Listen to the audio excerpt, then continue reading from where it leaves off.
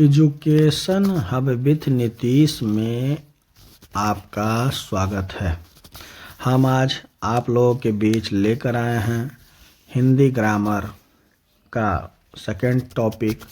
पहला टॉपिक हमने नाउन संज्ञा के बारे में लाया था। आज जो है दूसरा टॉपिक प्रोनाउन सर्वनाम के बारे में हम लेकर आए हैं। आप लोग इसे पढ़ लें और बढ़िया से अगर जो आप समझ लीजिएगा तो कोई भी एग्ज़ाम में आपको कोई प्रॉब्लम नहीं होगा, क्योंकि हिंदी का बहुत ही महत्वपूर्ण है। अभी आने वाले बिजली विभाग के एग्ज़ाम में, सिविल कोर्ट प्यून में, बिहार का 2 एग्ज़ाम जो है सिविल कोर्ट मेंस में, इसमें है जो है 3 एग्ज़ाम में बहुत ही ज़रूरत है।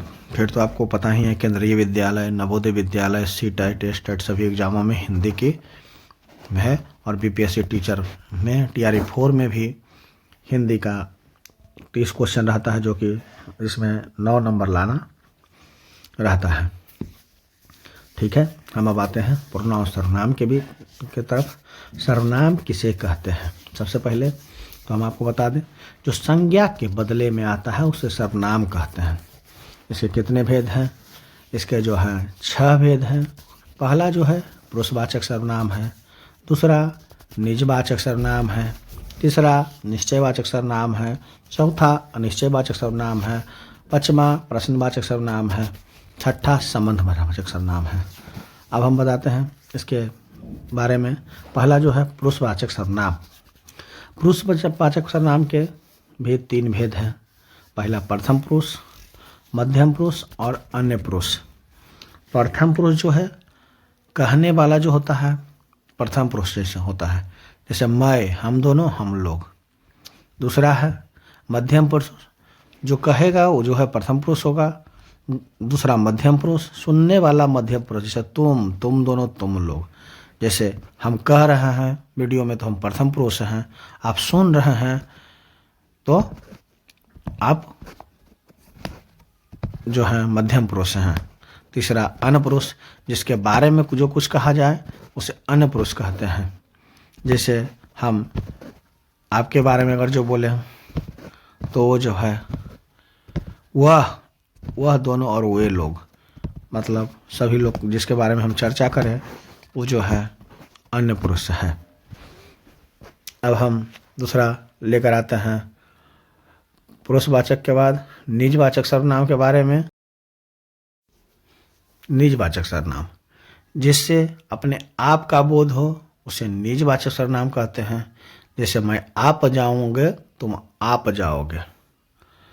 तीसरा जो है निश्चयवाचक सर्वनाम है, जिसमें निश्चित वस्तु का बोध हो उसे निश्चयवाचक सर्वनाम कहते हैं। जैसे यह कलम मेरी है।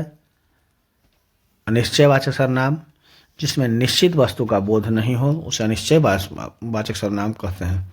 जैसे कोई, कुछ, ये सब जो है अनिश्चयवाचक सर्वनाम है। प्रश्नवाचक सर्वनाम, जिसमें प्रश्न का बोध हो उसे प्रश्नवाचक सर्वनाम कहते हैं। जैसे वह कौन खड़ा है, वह कौन पढ़ रहा है, क्या तुम नहीं जाओगे? ये सब जो है प्रश्नवाचक सर्वनाम है।